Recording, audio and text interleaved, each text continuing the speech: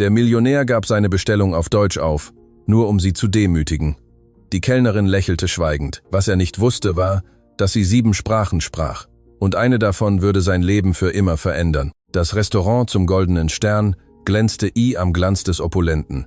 Kristallleuchter hingen von der Decke wie künstliche Sternbilder und warfen Glanzlichter auf weißseidene Tischdecken und poliertes Silberbesteck. Es war die Art von Ort, an dem die Mächtigen ihre Macht feierten, an dem Geld lauter sprach als Worte und an dem Leute wie Elena Navarro unsichtbar waren. Elena ging mit dem perfekt ausbalancierten Tablett in ihrer rechten Hand zwischen den Tischen umher. Sie arbeitete dort seit Monaten immer mit der gleichen Routine. Früh ankommen, putzen, servieren, lächeln und mit schmerzenden Füßen und unversehrtem Stolz nach Hause gehen.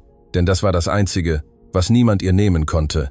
Ihr Stolz. An diesem Abend war das Restaurant besonders voll. Geschäftsleute, Politiker, lokale Berühmtheiten, alle lachten, prosteten sich zu, ignorierten die sie bedienten, gänzlich, als wären sie Geister in Schürzen. Elena blieb einen Moment nahe der Küche stehen und atmete tief durch. Chefkoch Augusto Peralta beobachtete sie von seinem Posten aus und bemerkte etwas in ihrem Gesichtsausdruck. »Geht es dir gut, Kleine?« fragte er mit dieser tiefen Stimme, die immer wie eine Umarmung klang. »Ja, Chef, es ist nur eine lange Nacht. Alle Nächte sind lang, wenn man für Leute arbeitet, die glauben, dass Geld sie besser macht als du.« Augusto wischte sich die Hände an seiner Schürze ab. »Aber denk daran, was ich immer sage, Würde ist unbezahlbar und du hast mehr Würde in einem Finger als all diese Leute zusammen in ihren Geldbeuteln.« Elena lächelte leicht. Augusto war einer der wenigen, die sie an diesem Ort wie einen Menschen behandelten. Die anderen, einschließlich einiger Kollegen, sahen sie als das stille Mädchen, das sich nie beschwerte, das die miserablen Trinkgelder und abfälligen Blicke ohne ein Wort akzeptierte. Was niemand wusste, war, warum sie schwieg. Was niemand ahnte, war, was sie hinter diesen dunklen Augen verbarg, die alles mit einer Intensität beobachteten, die nur wenige bemerkten. Die Eingangstür öffnete sich mit diesem besonderen Geräusch, das die Ankunft von jemand Wichtigem ankündigte. Elena drehte sich instinktiv um und sah 2 Männer eintreten. Der erste war älter, mit grauem Haar, perfekt nach hinten gekämmt, einem Anzug, der wahrscheinlich mehr kostete als Elenas Jahresgehalt. Er ging mit dieser natürlichen Arroganz derer, die sich noch nie um irgendetwas am Leben Sorgen machen mussten. Der zweite war jünger, vielleicht Mitte 30, mit diesem erben Flair, der weiß, dass ihm die Welt von Geburt an gehört. Beide lachten über etwas, während der Restaurantmanager praktisch auf sie zulief. »Herr Alderete, welche Ehre, Sie heute Abend bei uns zu haben. Ihr Lieblingstisch ist bereit. Maximiliano Alderete.« Elena hatte diesen Namen schon oft gehört. Er war Besitzer einer Luxusrestaurantkette in der gesamten Region, ein Immobilieninvestor und Gerüchten zufolge ein Mann, der es genoss, diejenigen zu demütigen, die er als minderwertig ansah, was seiner Meinung nach praktisch jeder war. Sophia. Die Managerin kam mit angespannter Miene auf Elena zu. »Ich brauche Sie, um Tisch 7 zu bedienen. Das sind die Alderetes. Tisch 7.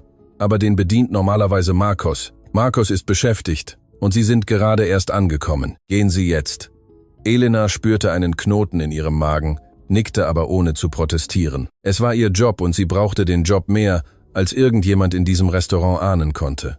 Sie ging zum Tisch, an dem die beiden Männer bereits saßen und immer noch über einen privaten Witz lachten. Als Elena ankam, blickten die beiden sie nicht an. Es war, als wäre sie Teil der Einrichtung. »Guten Abend, meine Herren. Willkommen am Goldenen Stern. Mein Name ist Elena und ich werde heute Abend Ihre Kellnerin sein. Darf ich Ihnen zunächst etwas zu trinken anbieten?« Maximiliano hob schließlich den Blick, aber nicht, um ihr in die Augen zu sehen. Er überflog sie von oben bis unten mit diesem Blick, den Elena nur allzu gut kannte. Der Blick, der bewertete, der verurteilte, der in Sekunden verwarf. »Ciao, Rodrigo«, sagte er zu dem jüngeren Mann, seinem Sohn, wie Elena sich erinnerte. »Wie nett, dass Sie uns die Schönste geschickt haben.« Rodrigo kicherte, obwohl sie wahrscheinlich nicht einmal die Speisekarte lesen kann, oder Vater? Beide lachten. Elena behielt ihr professionelles Lächeln, obwohl sie innerlich das Gefühl hatte, als würden ihr Nadeln in die Brust gestoßen. Sie hatte gelernt, diese Art von Kommentaren zu ertragen. Sie hatte gelernt, dass Antworten die Dinge nur verschlimmerten. »Was möchten Sie trinken?« wiederholte sie mit ruhiger Stimme. Maximiliano nahm die Speisekarte und tat so, als würde er sie mit übertriebener Aufmerksamkeit studieren. Dann sah er seinen Sohn mit einem Lächeln an, das nichts Gutes verhieß. »Weißt du, Rodrigo, ich habe mich lange nicht amüsiert. Dieses Mädchen scheint von dem Typ zu sein, der gerade die Highschool abgeschlossen hat. Ich wette, sie weiß nichts über diese. Herr, und danke für das Trinkgeld. Vater, sei nicht grausam.« Rodrigo sagte mit falschem Mitgefühl, Sie kann bestimmt zählen. Wie sonst würde sie die Trinkgelder berechnen, die wir ihr nie geben? Wieder Gelächter. Elena drückte den Stift in ihrer Hand so fest, dass ihre Knöchel weiß wurden, aber ihr Gesicht blieb unbewegt. Und dann tat Maximiliano etwas, das alles verändern sollte. Er beugte sich mit diesem Raubtierlächeln vor, das er bei millionenschweren Verhandlungen benutzte, und begann auf Deutsch zu sprechen. Nicht irgendein Deutsch, formelles, technisches, absichtlich komplexes Deutsch. Ich möchte eine Flasche von eurem teuersten Wein bestellen, aber ich bezweifle, dass dieses arme Mädchen überhaupt versteht, was ich sage. Wahrscheinlich denkt sie, ich spreche Chinesisch. Elena hörte jedes Wort, jede abfällige Nuance deutlich. Er hatte gesagt, er wolle eine Flasche des teuersten Weins, zweifle aber, dass dieses arme Mädchen überhaupt verstehe, was er sage. Wahrscheinlich dachte sie, er spreche Chinesisch. Rodrigo brach in Gelächter aus und schlug mit der Handfläche auf den Tisch. Vater, du bist furchtbar. Sieh dir ihr Gesicht an. Sie hat keine Ahnung, was du gesagt hast. Natürlich nicht. Maximiliano lehnte sich sichtbar zufrieden mit sich selbst zurück. Diese Leute können kaum Spanisch. Deutsch, bitte. Dafür bräuchte man eine richtige Ausbildung, die sie offensichtlich nie hatte. Elena blieb unbewegt. Ihr Herz schlug schnell, aber nicht vor Scham. Es war etwas anderes. Etwas, das sie jahrelang geübt hatte zu kontrollieren. Denn Elena hatte jedes Wort verstanden, jeden versteckten Beleidigungsversuch in einer Fremdsprache, aber sie sagte nichts. Noch nicht. Siehst du? Maximiliano deutete auf sie, als wäre sie ein Studienobjekt. Sie blinzelt nicht einmal. Wahrscheinlich denkt sie an die Telenovela, die sie sehen wird, wenn sie nach Hause in ihr elendes Häuschen zurückkehrt. Elena atmete tief durch. Die Worte ihrer Großmutter hallten in ihren Gedanken wieder wie ein Echo aus der Vergangenheit. Die wahre Macht liegt nicht darin, zu zeigen, was man weiß, sondern darin zu wissen, wann man es zeigen soll. Doña Mercedes, ihre Großmutter, die Frau, die ihr alles beigebracht hatte, was sie wusste, die Frau, die jahrzehntelang als Übersetzerin für Botschaften gearbeitet hatte, aber nie offizielle Anerkennung erhalten hatte, weil sie keinen Universitätsabschluss hatte. Die Frau, die 9 Sprachen fließend sprach und dieses Geschenk von klein auf an Elena weitergab. 7 Sprachen. Elena sprach 7 Sprachen fließend perfekt. Deutsch, Französisch, Englisch, Portugiesisch, Italienisch, Mandarin und natürlich Spanisch. Jede einzelne gelernt in der Küche ihrer Großmutter, in langen Nächten, in denen sie Aufnahmen hörte, in abgenutzten Büchern, die ihre Großmutter wie Schätze aufbewahrte. Aber niemand wusste es. Denn Elena hatte gelernt, dass in einer Welt, die nach dem Aussehen urteilte, das zu frühe Zeigen seiner Karten ein tödlicher Fehler war. Nun, Maximiliano wechselte mit gelangweiltem Ausdruck zum Spanischen. Da es offensichtlich ist, dass du nichts Nützliches verstehst, werde ich es einfach sagen. Bring uns eine Flasche Chateau Margaux 2005 und achte auf die richtige Temperatur, falls man hier weiß, was das bedeutet. Natürlich, Sir. Ich bin sofort zurück.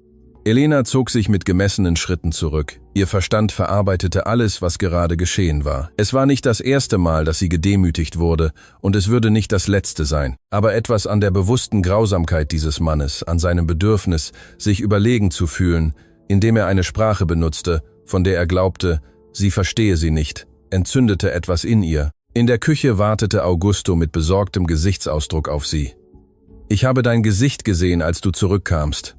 Was haben dir diese Kerle angetan? Nichts, was ich nicht schon einmal gehört hätte. Elena, du musst das nicht ertragen. Es gibt andere Jobs. Es gibt keine anderen Jobs, die genug für die Medikamente meiner Großmutter bezahlen. Chef, Sie wissen das. Augusto seufzte. Er kannte Elenas Situation. Er wusste, dass ihre Großmutter krank war, dass die Arztrechnungen sich stapelten, dass Elena Doppelschichten arbeitete, um über die Runden zu kommen. Was haben Sie gesagt? Elena zögerte einen Moment. Der Ältere sprach Deutsch. Er dachte, ich würde es nicht verstehen. Er sagte schreckliche Dinge über mich. Augustos Augen weiteten sich. Und du? Ich habe jedes Wort verstanden. Eine schwere Stille legte sich zwischen sie. Augusto wusste einiges über Elena, was andere nicht wussten. Er wusste, dass sie anders war. Irgendwie besonders, was sie nie ganz erklärte. Was wirst du tun? Elena nahm die Weinflasche, die Maximiliano bestellt hatte, und stellte sie auf das Tablett. Vorerst mein Job. Danach werden wir sehen. Sie kehrte mit der Flasche zum Tisch zurück und zeigte sie Maximiliano, wie es das Protokoll vorschrieb. Er blickte sie kaum an und winkte abfällig mit der Hand. Sie möge servieren. Während Elena den Wein mit perfekter Präzision einschenkte, sprach Maximiliano wieder auf Deutsch mit seinem Sohn. Sud ihre Hände an Rau undutzt. Das ist das Leben der Unterschicht. Arbeiten, bis sie sterben, ohne jemals etwas Wichtiges zu erreichen. Er kommentierte Elenas Hände und sagte, sie seien rau und abgenutzt, das sei das Leben der Unterschicht. bis zum Tod arbeiten, ohne etwas Wichtiges zu erreichen. Rodrigo nickte und fügte am gleichen Ton hinzu. Wenigstens eines gescheinlich das Einzige, was am Leben hat. Zumindest hat sie ein hübsches Gesicht. Das ist wahrscheinlich das Einzige, was sie am Leben hat. Elena beendete den Service und behielt ihren neutralen Gesichtsausdruck, aber innerlich änderte sich etwas. Eine Entscheidung reifte, eine, die sie jahrelang vermieden hatte, die aber nun unvermeidlich schien. »Möchten Sie das Abendessen bestellen?« fragte sie auf perfektem Spanisch. »Bring uns das Beste, was du hast.« Maximiliano, er blickte nicht einmal auf die Speisekarte. »Und ich hoffe, es ist wirklich das Beste. Ich kenne die Besitzer dieses Ortes. Ein Fehler und du bist arbeitslos.« »Verstanden, Sir.« Elena zog sich wieder zurück, hielt aber an einer Ecke des Restaurants an, wo sie den Tisch beobachten konnte, ohne gesehen zu werden. Die Alderetes lachten weiter, sprachen auf Deutsch über Geschäfte, über Menschen, die sie zerstört hatten, über Angestellte, die sie zum Spaß entlassen hatten. Und dann hörte sie etwas, das ihr das Blut in den Adern gefrieren ließ. Maximiliano erwähnte den Namen eines Krankenhauses, dasselbe Krankenhaus, in dem ihre Großmutter behandelt wurde. Er sprach über eine Investition, die er erwog, wie er plante, einen Teil des Krankenhauses zu kaufen und Kosten zu optimieren, was in seiner Sprache bedeutete, Dienstleistungen für Patienten zu kürzen, die sich keine Luxusbehandlungen leisten konnten. Die Alten und Kranken, die sich keine Privatversicherung leisten können, sind sowieso eine Last für das System, sagte er kalt. Wenn wir die Kontrolle übernehmen, werden wir diese unrentablen Abteilungen schließen. Elena spürte, wie die Welt stillstand. Ihre Großmutter war auf dieses Krankenhaus angewiesen, auf diese unrentablen Abteilungen, die dieser Mann schließen wollte, auf Ärzte und Krankenschwestern, die Patienten unabhängig von ihrem Geld behandelten. Ihre Hände zitterten, nicht vor Angst, sondern vor etwas Tieferem. Eine stille Wut, die sie ihr ganzes Leben zurückgehalten hatte, begann überzulaufen, aber sie würde nicht impulsiv handeln. Das war es nicht, was ihre Großmutter ihr beigebracht hatte. Der richtige Zeitpunkt, flüsterte sie sich zu. Alles hat seinen richtigen Zeitpunkt. Sie kehrte in die Küche zurück, wo Sophia, die Managerin, sie mit ernstem Gesichtsausdruck erwartete. Elena, die Herren Alderete haben darum gebeten, speziell mit ihnen zu sprechen. Ich weiß nicht, was du getan hast, aber besser, du hast nichts ruiniert. Elenas Herz beschleunigte sich. Hätten sie entdeckt? Hätten sie etwas in ihrem Ausdruck bemerkt, das verraten hätte, dass sie verstand? Sie ging mit festen Schritten zum Tisch, bereit für alles, was kommen mochte. Maximiliano wartete mit einem Lächeln auf sie, das seine Augen nicht erreichte. »Setzen Sie sich«, befahl er und deutete auf einen leeren Stuhl. »Herr, Angestellte dürfen nicht.« Ich sagte, setzen Sie sich. Elena gehorchte langsam und spürte die Blicke des gesamten Restaurants auf sich gerichtet. Das war ungewöhnlich, völlig außerhalb des Protokolls. Maximiliano beugte sich vor und musterte sie, als wäre sie ein Insekt unter einem Mikroskop. »Mein Sohn und ich haben sie heute Abend beobachtet. Es ist etwas anderes an dir, etwas, das ich nicht identifizieren kann. Und das stört mich, denn ich identifiziere immer Leute.« Elena antwortete nicht, sah ihn nur direkt in die Augen, was ihn offensichtlich beunruhigte. »Ich werde Ihnen ein Angebot machen.« Maximiliano fuhr fort. »Ich brauche Personal für meine Restaurants. Leute, die bedienen können, die diskret sind, die keine Probleme machen. Ich würde das Dreifache dessen bezahlen, was Sie hier verdienen.« Es war eine Falle. Elena wusste das. Männer wie Maximiliano machten keine großzügigen Angebote, ohne etwas am Gegenzug zu erwarten. »Sehr freundlich, Sir. Aber mir geht es gut, wo ich bin.« Maximilianos Lächeln erstarrte. Niemand sagte ihm nein. »Entschuldigen Sie, ich sagte, ich schätze das Angebot, aber ich bleibe lieber hier.« Rodrigo lachte ungläubig. »Hast du das gehört, Vater? Die Kellnerin lehnt dein Angebot ab.« Maximiliano kniff die Augen zusammen. »Ich glaube nicht, dass du deine Position verstehst, Mädchen. Ich frage dich nicht. Ich sage dir, was du tun wirst. Und ich sage Ihnen, bei allem Respekt, meine Antwort ist nein.« Die Stille, die folgte, war so dicht, dass man sie mit einem Messer hätte schneiden können. Die nahen Gäste hatten aufgehört zu reden und beobachteten die Szene mit einer Mischung aus Entsetzen und Faszination. Maximiliano stand langsam auf, seine imposante Gestalt warf einen Schatten auf Elena. Sie werden es bereuen. Seine Stimme war leise, gefährlich. »Niemand sagt Nein zu mir, besonders jemand wie Sie.« Elena stand ebenfalls auf und überraschte sich selbst mit ihrer Kühnheit. »Jemand wie ich«, wiederholte sie. »Und was genau bin ich, Herr Alderete? Ein Niemand, eine Kellnerin, die ihren Platz in der Welt nicht kennt.« Elena lächelte zum ersten Mal an diesem Abend. Sie lächelte aufrichtig. »Sie haben in einer Sache recht, Sir. Ich bin Kellnerin, aber in allem anderen liegen Sie falsch.« Sie drehte sich um zu gehen, Aber Maximilianos Stimme stoppte sie. »Du wirst bereuen, zur Arbeit gekommen zu sein. Ich werde dafür sorgen, dass du nie wieder in dieser Stadt arbeitest. Du wirst es bereuen, hierher gekommen zu sein. Ich werde dafür sorgen, dass du nie wieder in dieser Stadt arbeitest.« Elena blieb stehen, ihr Rücken ihm zugewandt. Ihr Herz schlug schnell. Der Moment war gekommen. Sie drehte sich langsam um und sah ihm direkt in die Augen. Und dann antwortete sie auf perfektem Deutsch mit einwandfreiem Akzent. »Ich verstehe jedes Wort, das Sie heute Nacht gesagt haben, Herr Alderete. Jede Beleidigung, jeden Plan. Und ich verspreche Ihnen, der Einzige, der etwas bereuen wird, sind Sie.« Die Miene auf Maximilianos Gesicht war etwas, das Elena nie vergessen würde.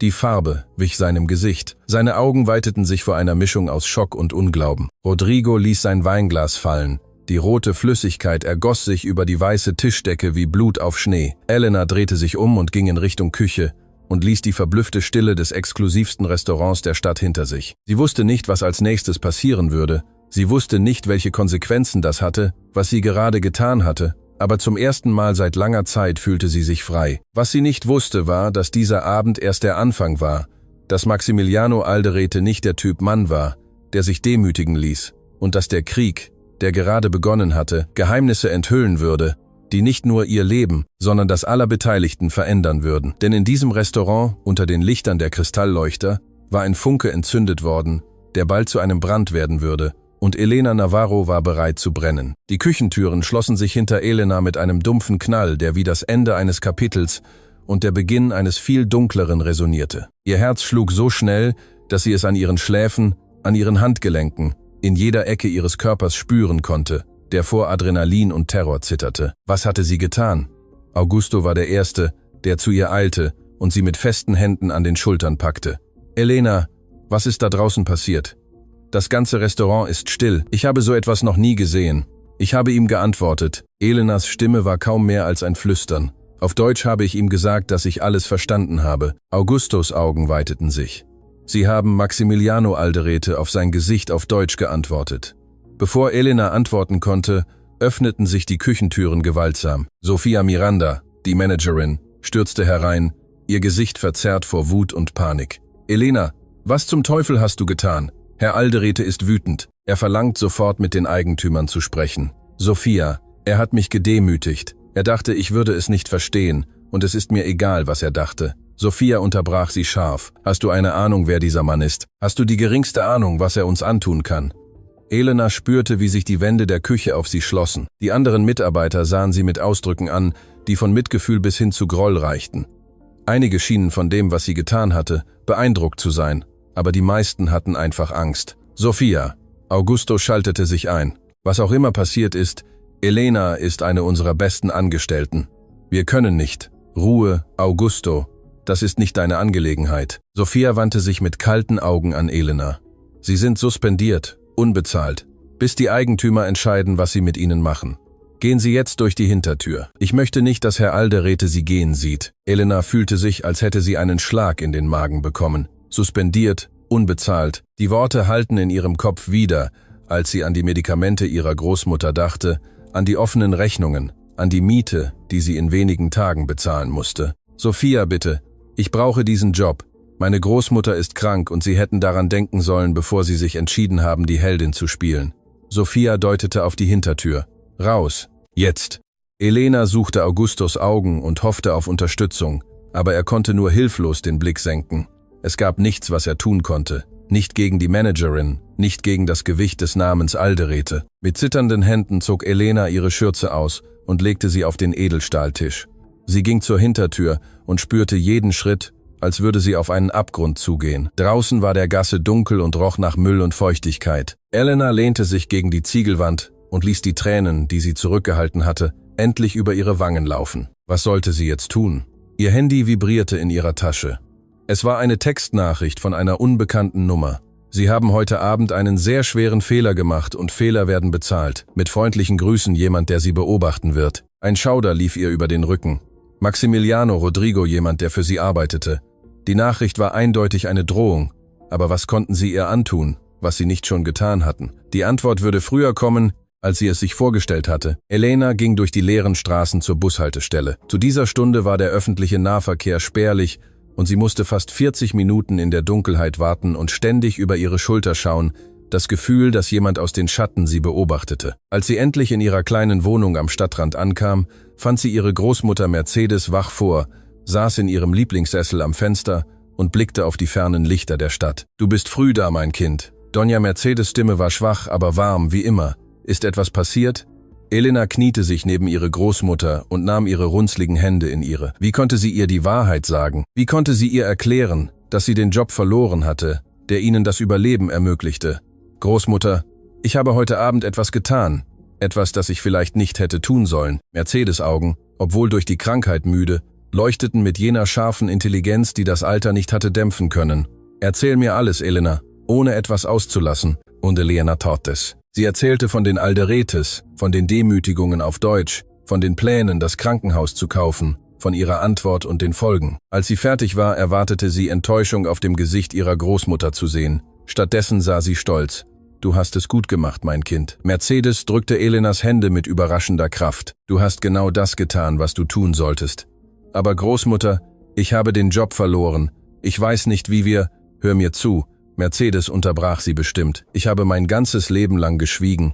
Mein ganzes Leben lang war ich unsichtbar, damit Leute wie dieser Alderete sich überlegen fühlen konnten. Ich habe für Botschafter übersetzt, für Präsidenten, für Leute, die ganze Länder regierten, und keiner von ihnen kannte meinen Namen. Keiner hat mir gedankt, keiner sah über die Frau hinaus, die Kaffee servierte und ihre Worte übersetzte. Die Tränen liefen nun über die Wangen beider Frauen.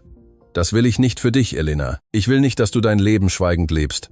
Du hast eine Gabe, die ich dir mit all meiner Liebe gegeben habe. Und diese Gabe ist nicht zum Verstecken da, sie ist zum Benutzen da, um dich selbst zu verteidigen, um andere zu verteidigen, die sich nicht selbst verteidigen können.« Elena umarmte ihre Großmutter und spürte den zerbrechlichen Körper unter ihren Armen, die hervorstehenden Knochen, wo früher festes Fleisch war, das schwach, aber mit unerschütterlicher Entschlossenheit schlagende Herz. »Ich habe Angst, Großmutter. Dieser Mann hat Macht. Er kann uns zerstören. Macht ohne Ehre ist nur Lärm, mein Kind. Und Lärm, egal wie laut er ist, verstummt schließlich.« In dieser Nacht konnte Elena kaum schlafen. Ihr Geist durchlief immer wieder die Ereignisse, am Restaurant, die Worte von Maximiliano, die Drohung der Textnachricht, die Unsicherheit der Zukunft. Jedes Mal, wenn sie die Augen schloss, sah sie das Gesicht des Millionärs, das sich von Spott zu Wut verwandelte, als sie Deutsch sprach. Am nächsten Tag wurde die Realität ihrer Situation noch klarer. Als sie versuchte, das Restaurant anzurufen, um mit Sophia zu sprechen, ging niemand ran. Als sie persönlich ging, verwehrte ihr der Wachmann den Zutritt und sagte, sie sei nicht mehr willkommen. »Tut mir leid, Fräulein.« Der Wachmann, ein älterer Mann, der sie immer gut behandelt hatte, sah aufrichtig bedauernd aus. »Befehl von oben. Ich kann Sie nicht durchlassen, aber meine Sachen, mein letztes Gehalt. Sie sagten, Sie schicken es Ihnen per Post zusammen mit Ihrem Kündigungsschreiben. Kündigungsschreiben, nicht nur suspendiert entlassen.« Elena ging benommen durch die Stadt. Was sollte sie jetzt tun? Sie hatte Ersparnisse für vielleicht 2 Wochen. Danach wollte sie nicht an das Danach denken. Ihr Telefon klingelte. Es war eine unbekannte Nummer, aber anders als die Drohung von gestern Abend. Elena Navarro. Eine männliche Stimme. Professionell. Kalt. »Ja, das bin ich. Hier spricht Anwalt Fernando Castillo, Anwalt der Alderete Group. Mein Mandant wünscht ein Treffen mit Ihnen heute Nachmittag. Es handelt sich um eine dringende Angelegenheit.« Elenas Herz setzte für eine Sekunde aus. »Treffen Sie mich.« »Wofür? Das wird persönlich besprochen. Sie haben 1 Stunde Zeit, sich in den Firmenbüros der Alderete Group einzufinden. Die Adresse wird Ihnen per Nachricht zugesandt.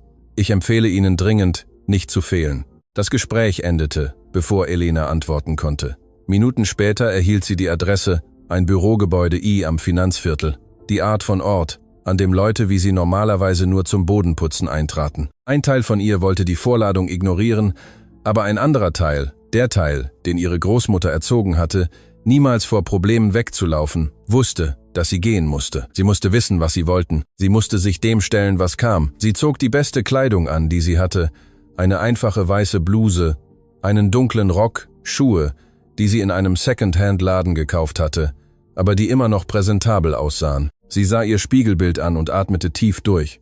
»Ich schaffe das«, flüsterte sie. »Ich schaffe das.« Das Gebäude der Alderete Group war ein Turm aus Glas und Stahl, der sich wie ein Denkmal für die Macht des Geldes in den Himmel erhob. Elena trat durch die Drehtüren und fand sich in einer Lobby wieder, die größer war als ihre gesamte Wohnung. Die Empfangsdame, Eine tadellos gekleidete Frau mit einem Ausdruck professioneller Langeweile musterte sie von oben bis unten mit jenem Spott, den Elena nur zu gut kannte. »Kann ich Ihnen helfen? Ich habe einen Termin. Mein Name ist Elena Navarro. Etwas Etage 27. Die Aufzüge befinden sich rechts. Der Aufzug fuhr lautlos nach oben. Die Zahlen auf dem digitalen Bildschirm wechselten wie ein Countdown zu etwas Unvermeidlichem. Als sich die Türen I am 27. Stock öffneten, stand Elena einer weiteren Empfangsdame gegenüber. Diese noch einschüchternder als die vorherige.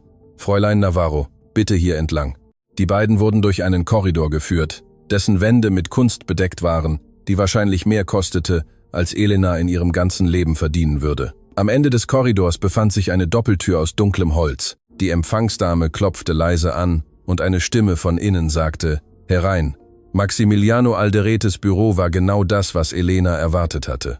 Riesig, protzig, entworfen, um einzuschüchtern. Bodenhohe Fenster zeigten die Stadt unter sich ausgebreitet wie ein Reich, das darauf wartete, erobert zu werden. Und da war er, saß hinter einem Schreibtisch aus Mahagoni, der wie ein Altar für sein eigenes Ego aussah. Neben ihm Rodrigo mit demselben abfälligen Lächeln vom Vorabend und in einer Ecke ein Mann am grauen Anzug, der Anwalt sein musste, der sie angerufen hatte. »Fräulein Navarro.« Maximiliano stand nicht auf, nicht einmal die Geste der Begrüßung. Wie freundlich, dass Sie unsere Einladung angenommen haben.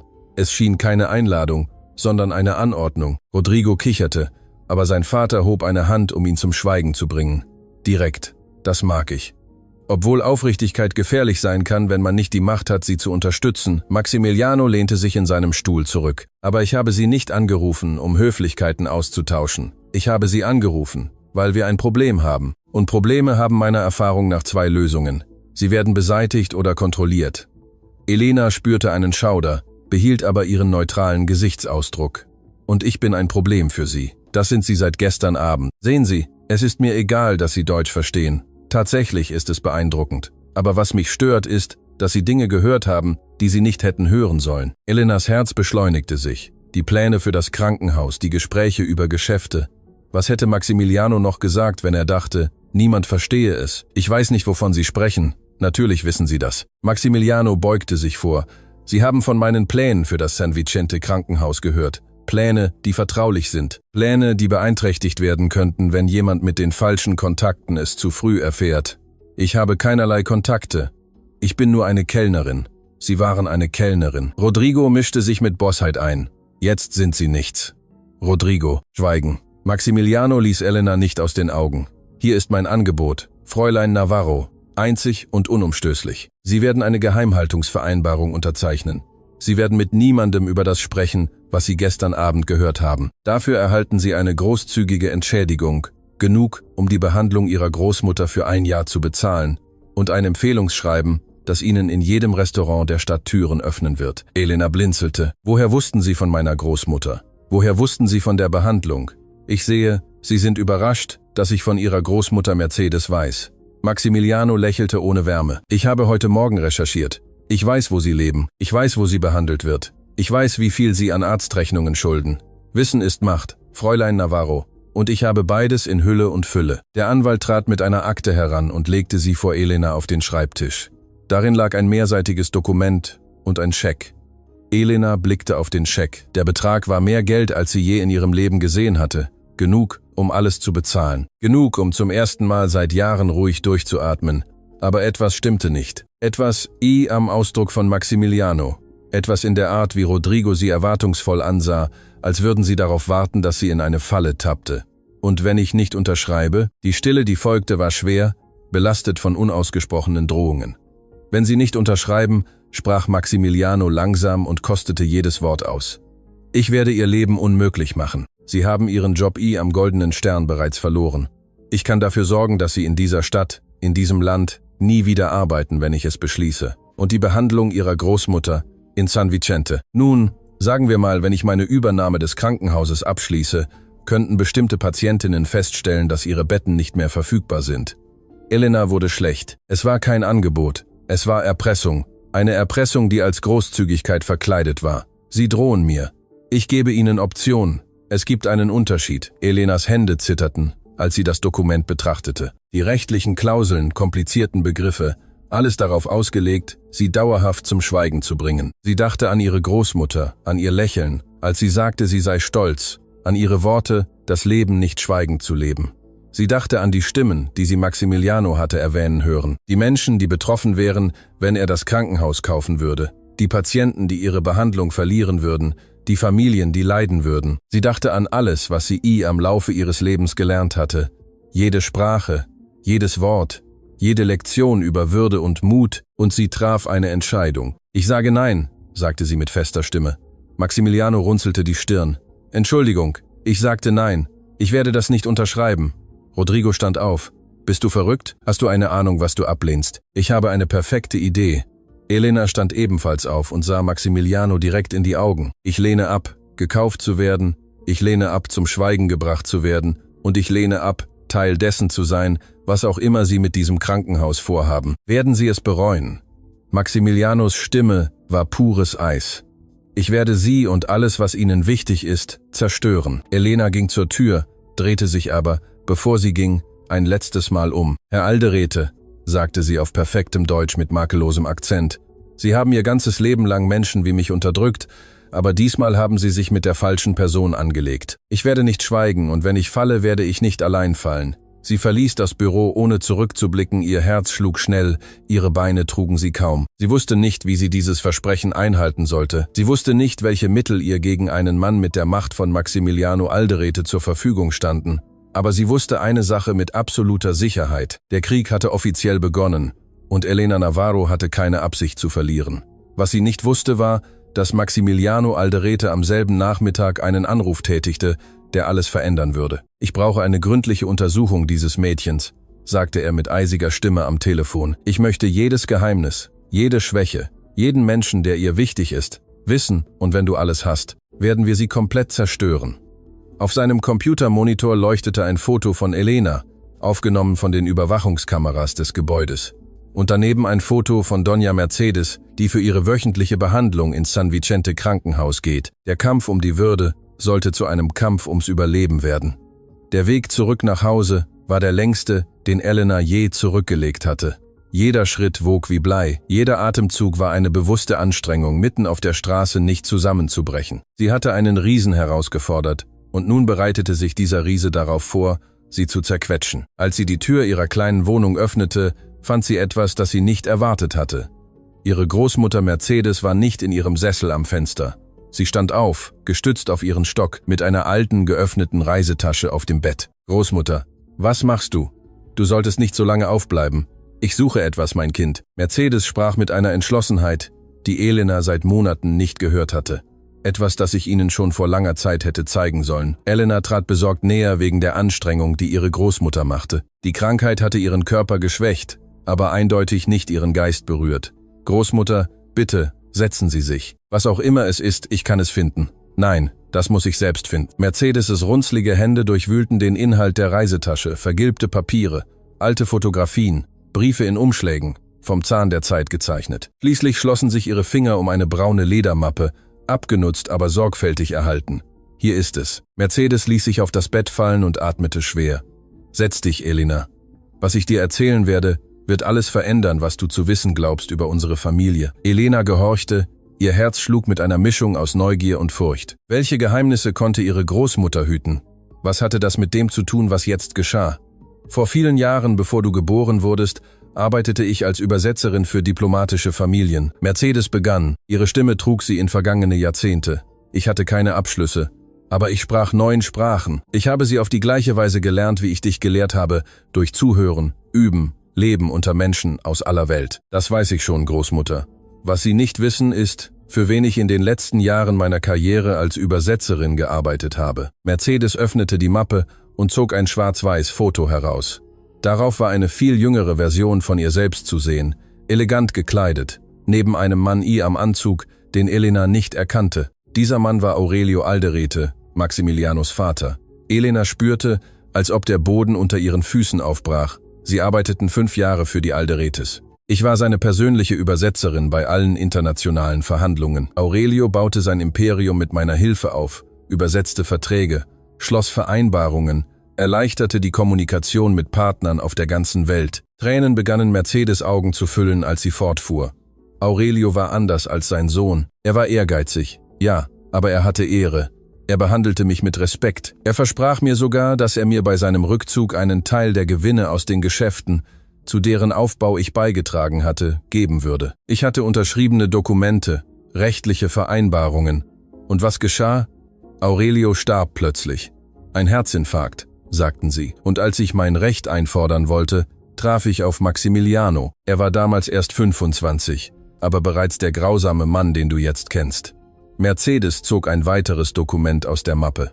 Dies ist der ursprüngliche Vertrag. Aurelio versprach mir 5% der Gewinne der Alderete Group als Entschädigung für meine jahrelange Dienstleistung. Aber als ich ihn Maximiliano zeigte, lachte er mir ins Gesicht. Mercedes' Stimme brach beim Erinnern. Er sagte mir, dass eine Hausangestellte kein Recht auf irgendetwas habe, dass er, wenn ich versuche, rechtlich Einspruch zu erheben, all seine Macht nutzen würde, um mich zu zerstören. Und das tat er. Elena beauftragte Anwälte, die den Vertrag für ungültig erklärten und behaupteten, ich hätte keine rechtliche Befugnis, Vereinbarungen dieser Art zu unterzeichnen. Sie nahmen mir alles weg. Mein Ruf, meine Ersparnisse, meine Würde. Elena nahm die Hände ihrer Großmutter und spürte die Ungerechtigkeit von Jahrzehnten, die sich in diesem Moment konzentrierte. Warum hast du es mir nie erzählt? Weil ich mich schämte. Scham, so naiv gewesen zu sein. Scham, mich nicht verteidigen zu können. Und Angst, Elena, Angst, dass sie, wenn du den Alderetes jemals begegnen würdest, entdecken würden, wer du bist und dir Schaden zufügen würden. Aber jetzt wissen sie, wer ich bin. Genau. Mercedes drückte Elenas Hände fest. Deshalb musst du die ganze Wahrheit wissen, denn es gibt noch etwas in dieser Mappe, etwas, von dem Maximiliano nicht weiß, dass ich es habe. Sie zog einen dicken, mit altem Siegelwachs versiegelten Umschlag heraus. Während meiner Jahre bei Aurelio habe ich viele Dokumente übersetzt. Einige davon waren heikel, Geschäfte, die nicht gerade legal waren, Vereinbarungen mit Leuten, die lieber am Schatten blieben. Welche Art von Geschäften? Die Art, die die Reputation der Alderete Group zerstören würde, wenn sie ans Licht käme. Aurelio ließ mich schwören, dass ich niemals enthüllen würde, was ich wusste, und ich habe mein Versprechen gehalten, solange er lebte. Aber Maximiliano hat alle Versprechen gebrochen, die mir sein Vater gab, also habe ich keine Verpflichtung mehr, seine Geheimnisse zu bewahren. Elena sah den Umschlag an, als enthielte er eine Bombe. In gewisser Weise war er es. Großmutter, bist du sicher? Wenn Maximiliano herausfindet, dass du das hast, ist mir egal, was mit mir passiert, Elena. Ich bin alt, ich bin krank, aber du hast dein ganzes Leben vor dir. Und ich werde nicht zulassen, dass dieser Mann es dir wegnimmt, wie er meines weggenommen hat. Elenas Telefon klingelte und unterbrach den Moment. Es war eine unbekannte Nummer. Sie zögerte, bevor sie antwortete. Elena Navarro. Eine weibliche Stimme, professionell, aber warm. Ja, wer spricht? Mein Name ist Camila Fuentes. Ich bin Journalistin bei der Nationalzeitung. Ich habe gehört, was letzte Nacht in der Goldenen Stern passiert ist. Ich würde gerne mit Ihnen sprechen. Elenas Herz beschleunigte sich. Wie hat eine Journalistin so schnell davon erfahren? Wie hat sie meine Nummer bekommen? Ich habe meine Quellen, aber das ist nicht wichtig. Wichtig ist, dass ich Informationen über Maximiliano Alderete habe, die Sie interessieren könnten. Und ich denke, Sie haben Informationen, die mich interessieren. Können wir uns treffen?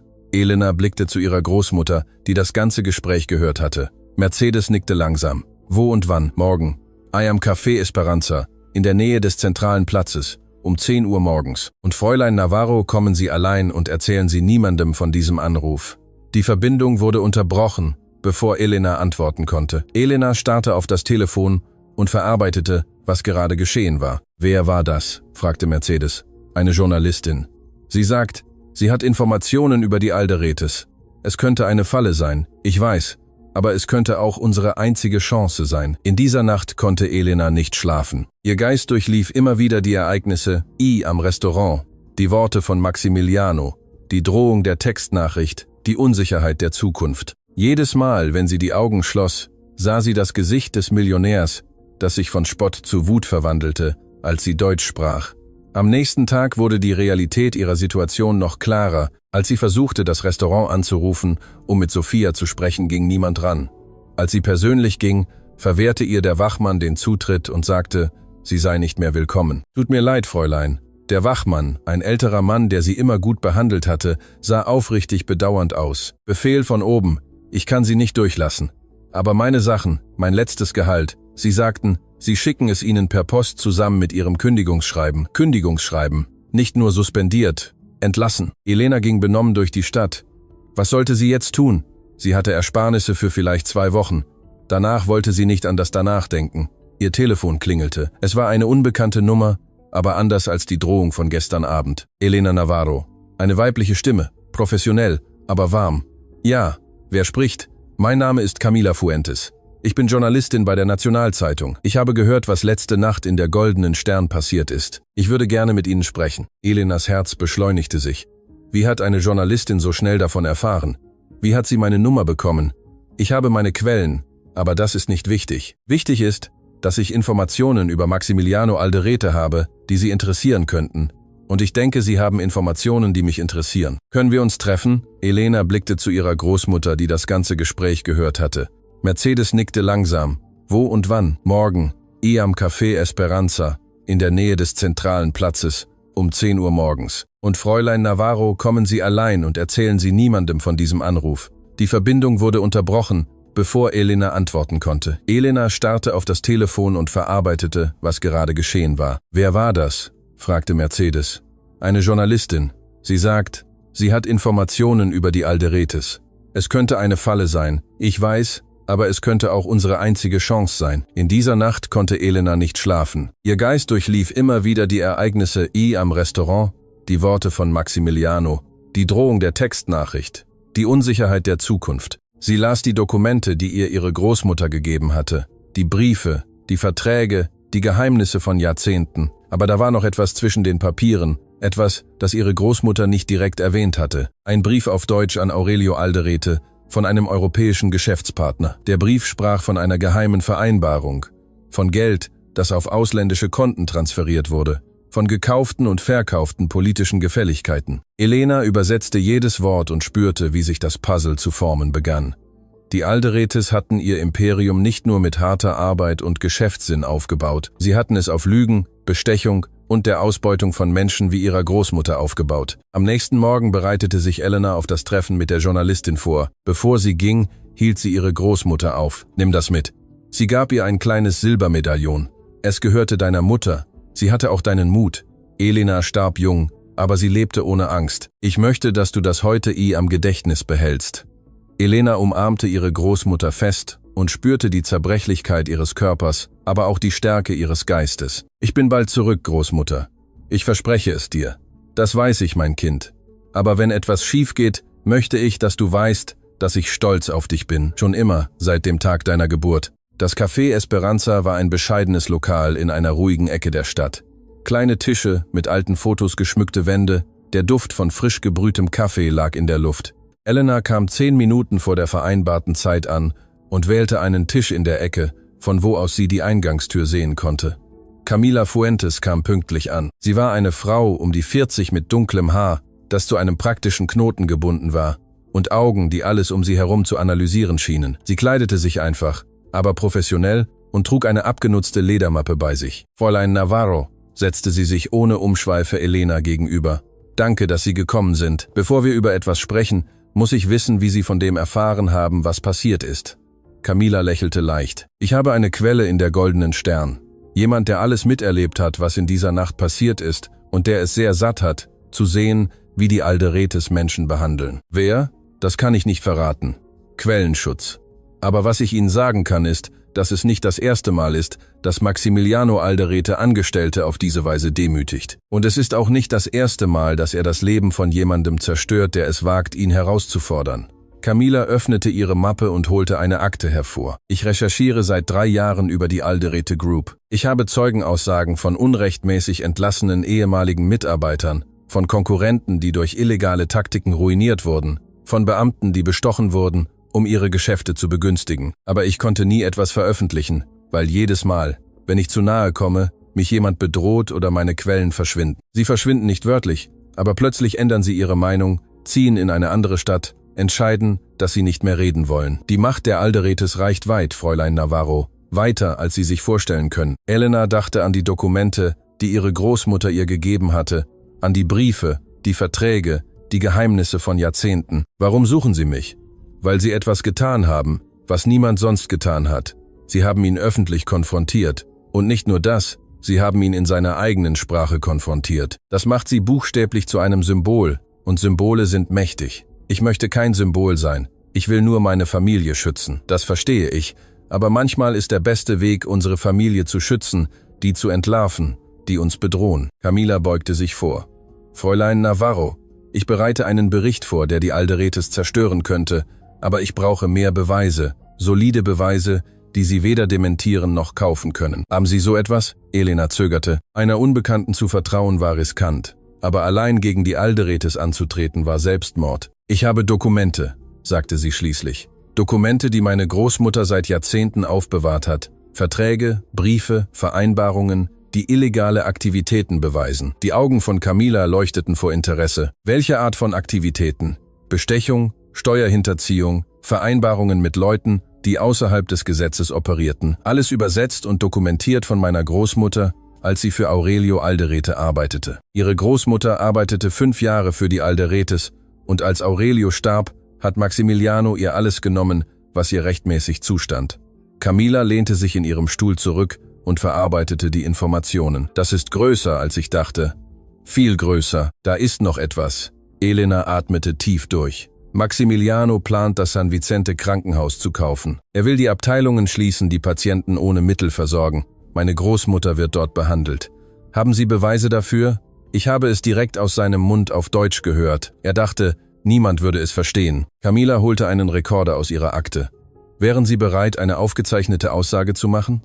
Alles zu erzählen, was Sie wissen, einschließlich der Ihrer Großmutter. Elena dachte an Mercedes, an ihr müdes, aber stolzes Lächeln, an die Jahrzehnte des Schweigens, die sie ertragen hatte, an die Chance, endlich Gerechtigkeit zu erlangen. Ja, ich bin bereit. In den nächsten 2 Stunden, sprach Elena, erzählte alles. Die Nacht am Restaurant, die Demütigungen auf Deutsch, das Treffen in den Büros der Alderete Group, die Erpressung, die Drohungen, und dann erzählte sie die Geschichte ihrer Großmutter. Jedes Wort war wie das Ablegen einer Last von ihrer Seele. Als sie fertig war, packte Camila den Rekorder mit ernstem, aber hoffnungsvollem Gesichtsausdruck ein. Das reicht für den Anfang, aber ich muss die Originaldokumente sehen. Können Sie sie besorgen? Ich werde mit meiner Großmutter sprechen müssen. Sie gehören Ihnen nicht mir. Ich verstehe, aber tun Sie es bald. Die Alderetes werden nicht stillstehen. Wenn sie herausfinden, dass wir zusammenarbeiten, werden sie versuchen, uns aufzuhalten. Elena nickte und stand auf, um zu gehen, aber bevor sie einen Schritt machen konnte, hielt Camila sie auf.